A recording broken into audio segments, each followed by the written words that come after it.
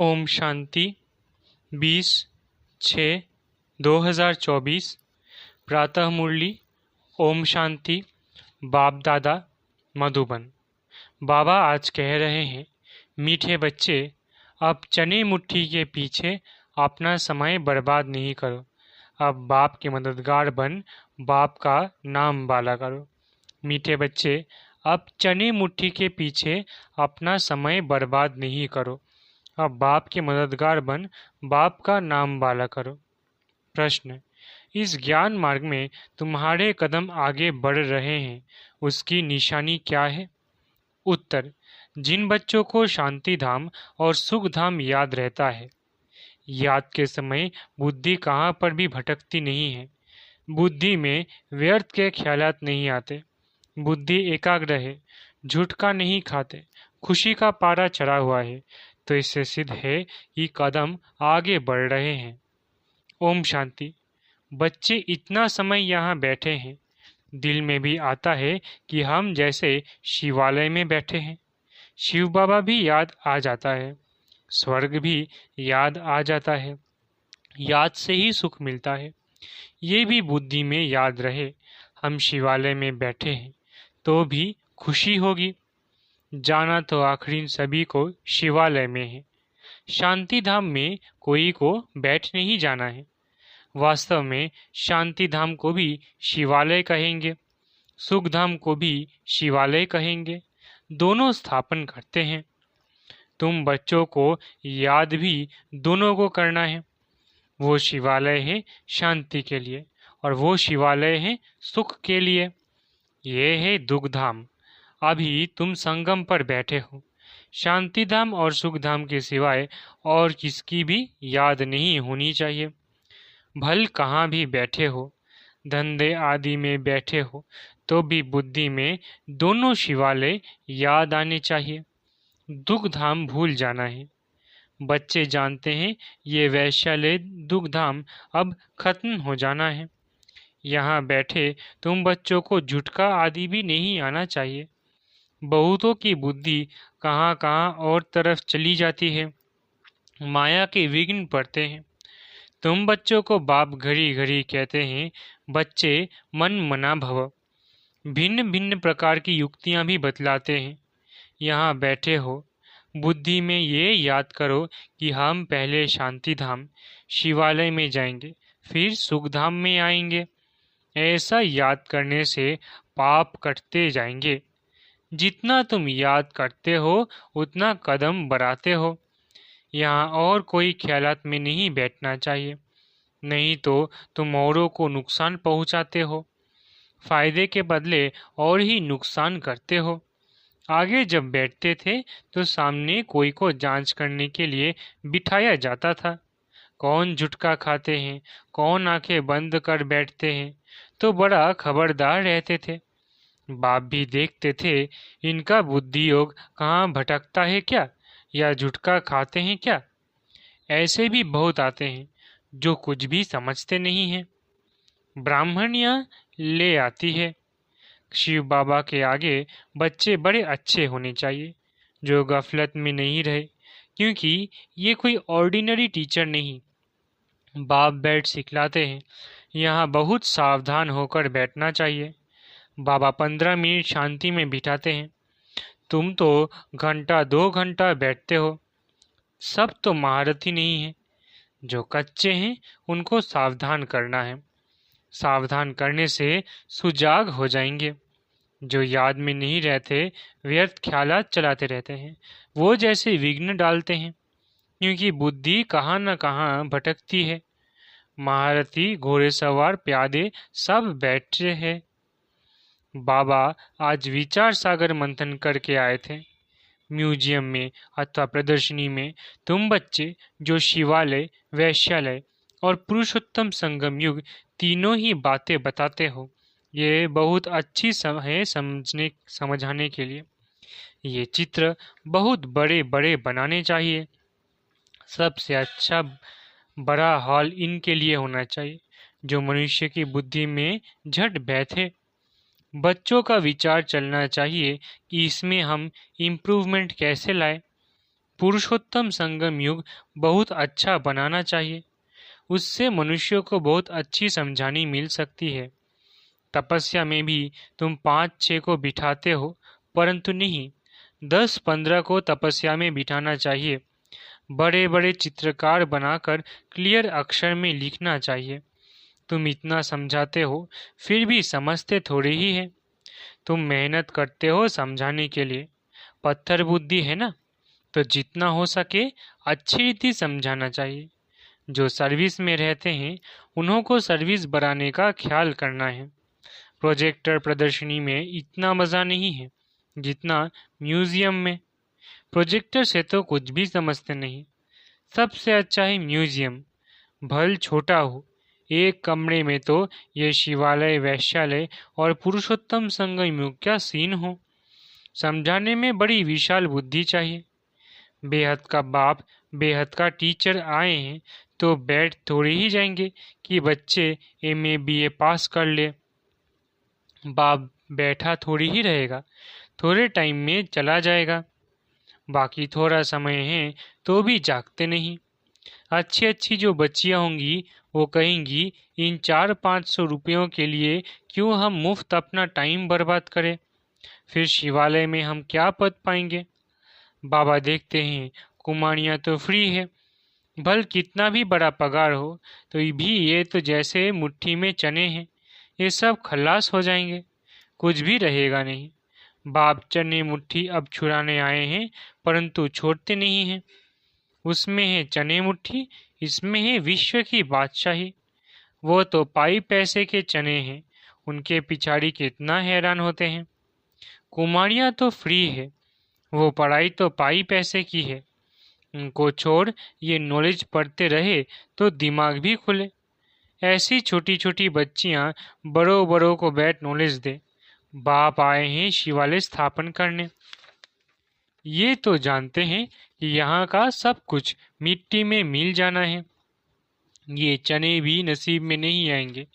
किसकी मुट्ठी में 5 चने अर्थात 5 लाख होंगे, वो भी खत्म हो जाएंगे। अभी टाइम बहुत थोड़ा है। दिन प्रतिदिन हालात खराब होती जाती है। अचानक आफतें आ जाती है। मौत भी अचानक होते रहते हैं। मुट्ठी में चने होते ही प्राण निकल जाते हैं। तो मनुष्य को इस बंदरपने से छुड़ाना है। सिर्फ म्यूजियम देख खुश नहीं होना है, कमाल कर दिखाना है। मनुष्यों को सुधारना है। बाप तुम बच्चों को विश्व की बादशाही दे रहे हैं। बाकी तो भुगरा चना भी किसको नसीब में नहीं आएगा, सब खत्म हो जाएंगे। इससे तो क्यों ना बाप से बादशाही ले लो। कोई तकलीफ की बात नहीं, सिर्फ बाप को याद करना है और स्वदर्शन चक्र फिराना है। भुगरों से मुट्ठी खाली कर हीरे जवाहरों से मुट्ठी भरकर जाना है। बाप समझाते हैं, मीठे बच्चे, इन चने मुट्ठी के पिछाड़ी तुम अपना समय क्यों बर्बाद करते हो। हाँ, कोई बुजुर्ग है, बाल बच्चे बहुत है तो उनको संभालना होता है। कुमारियों के लिए तो बहुत सहज है। कोई भी आए तो उनको समझाओ कि बाप हमको ये बादशाही देते हैं तो बादशाही लेनी चाहिए ना। अभी तुम्हारी मुट्ठी हीरो से भर रही है, बाकी और तो सब विनाश हो जाएंगे। बाप समझाते हैं, तुमने 63 जन्म पाप किए हैं। दूसरा पाप है बाप और देवताओं की ग्लानि करना। भिखारी भी बने हैं और गाली भी दिया है। बाप की कितनी ग्लानि की है। बाप बच्चों को बैठ समझाते हैं, बच्चे टाइम नहीं गंवाना चाहिए। ऐसे नहीं, बाबा हम याद नहीं कर सकते। बोलो, बाबा हम अपने को आत्मा याद नहीं कर सकते, अपने को भूल जाते हैं। देह अभिमान में आना गोया अपने को भूलना। अपने को आत्मा याद नहीं कर सकते तो बाप को फिर कैसे याद करेंगे। बहुत बड़ी मंजिल है, सहज भी बहुत है।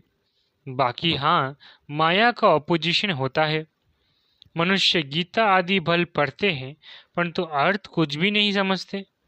भारत की है ही मुख्य गीता। हर एक धर्म का अपना अपना एक शास्त्र है। जो धर्म स्थापन करने वाले हैं उनको सद्गुरु नहीं कह सकते, ये बड़ी भूल है। सद्गुरु तो एक ही है। बाकी गुरु कहलाने वाले तो ढेर है। कोई ने कारपेंटर का काम सिखाया, इंजीनियर का काम सिखाया, तो वो भी गुरु हो गया। हर एक सिखलाने वाला गुरु होता है। सतगुरु एक ही है। अब तुमको सतगुरु मिला है, वो सत्य बाप भी है तो सत्य टीचर भी है। इसलिए बच्चों को जास्ती गफलत नहीं करनी चाहिए। यहाँ से अच्छी रीति रिफ्रेश होकर जाते हैं, फिर घर जाने से यहाँ का सब कुछ भूल जाते हैं। गर्भ जेल में बहुत सजाएं मिलती है, वहाँ तो गर्भ महल होता है। विकर्म कोई होता नहीं जो सजा खानी पड़े। यहाँ तुम बच्चे समझते हो हम बाप से सम्मुख पढ़ रहे हैं। बाहर अपने घर में तो ऐसे नहीं कहेंगे, वहाँ समझेंगे भाई पढ़ाते हैं। यहाँ तो डायरेक्ट बाप के पास आए हैं। बाप बच्चों को अच्छी रीति समझाते हैं। बाप की और बच्चों की समझाने में फर्क हो जाता है। बाप बैठ बच्चों को सावधान करते हैं, बच्चे बच्चे कहे समझाते हैं। तुम शिवालय और वैश्यालय को समझते हो, बेहद की बात है। ये क्लियर कर दिखाओ तो मनुष्य को कुछ मजा आए। वहाँ तो ऐसे ही हंसी कुड़ी में समझाते हो, सीरियस हो समझाओ तो अच्छी रीति समझे। रहम करो अपने पर, क्या इस वैश्यालय में ही रहना है? बाबा के खैरात तो चलते हैं ना, कैसे कैसे समझाए। बच्चे कितनी मेहनत करते हैं, फिर भी जैसे डिब्बी में ठिकरी, हाँ हाँ करते जाते। बहुत अच्छा है। गांव में समझाना चाहिए, खुद नहीं समझते। साहूकार पैसे वाले लोग तो समझेंगे भी नहीं, बिल्कुल अटेंशन ही नहीं देंगे। वह पिछाड़ी में आएंगे, फिर टू लेट हो जाएगा। ना उनका धन काम में आएगा, ना योग में रह सकेंगे। बाकी हाँ, सुनेंगे तो प्रजा में आएंगे। गरीब बहुत ऊंच पद पा सकते हैं। तुम कन्याओं के पास क्या है? कन्या को गरीब कहा जाता है क्योंकि बाप का वर्षा तो बच्चे को मिलता है। बाकी कन्यादान दिया जाता है तब विकार में जाती है। कहेंगे शादी करो तो पैसे देंगे, पवित्र रहना है तो एक पाई भी नहीं देंगे। मनोवृत्ति देखो कैसी है। तुम कोई से भी डरो मत, खुली रीति समझाना चाहिए, फुर्त होना चाहिए। तुम तो बिल्कुल सच कहते हो। ये है संगम युग। उस तरफ है चने मुट्ठी, इस तरफ है हीरो की मुट्ठी। अभी तुम बंदर से मंदिर लायक बनते हो। पुरुषार्थ कर हीरे जैसा जन्म लेना चाहिए ना। शक्ल की भी बहादुर शेरनी जैसी होनी चाहिए। कोई की शक्ल जैसे रीढ़ बकरी मिसल है, थोड़ा आवाज से डर जाएंगे। तो बाप सभी बच्चों को खबरदार करते हैं, कन्याओं को तो फंसने नहीं चाहिए। और ही बंधन में फंसेंगे तो फिर विकार के लिए डंडे खाएंगे। ज्ञान अच्छी रीति धारण करेंगे तो विश्व की महारानी बनेंगे। बाप कहते हैं मैं तुमको विश्व की बादशाही देने आया हूँ, परंतु किसी किसी के नसीब में नहीं है। बाप है ही गरीब निवाज, गरीब है कन्याएं। माँ बाप शादी नहीं करा सकते हैं तो दे देते हैं, तो उनको नशा चढ़ना चाहिए। हम अच्छी रीति पढ़कर पद तो अच्छा पाए। अच्छे स्टूडेंट जो होते हैं वो पढ़ाई पर ध्यान देते हैं। हम पास विद ऑनर हो जाए, उनको ही फिर स्कॉलरशिप मिलती है। जितना पुरुषार्थ करेंगे उतना ऊंच पद पाएंगे, वो भी 21 जन्म के लिए। यहाँ है अल्पकाल का सुख, आज कुछ मर्तबा कल मौत आ गया खलास। योगी और भोगी में फर्क है ना। तो बाप कहते हैं गरीबों पर ज़्यादा अटेंशन दो, साहूकार मुश्किल उठाएंगे। सिर्फ कहते बहुत अच्छा है, ये संस्था बहुत अच्छी है, बहुतों का कल्याण करेगी, अपना कुछ भी कल्याण नहीं करते। बहुत अच्छा कहा, बाहर गए खलास। माया डंडा उठाकर बैठी है, जो हौसला ही गुम कर देती है। एक ही थप्पड़ लगाने से अकल चट कर देती है। बाप समझाते हैं भारत का हाल देखो क्या हो गया। बच्चों ने ड्रामा को तो अच्छी रीति समझाए। अच्छा, मीठे मीठे सिखिलधे बच्चों प्रति मात पिता बाप दादा का याद प्यारा गुड मॉर्निंग। रूहानी बाप की रूहानी बच्चों को नमस्ते।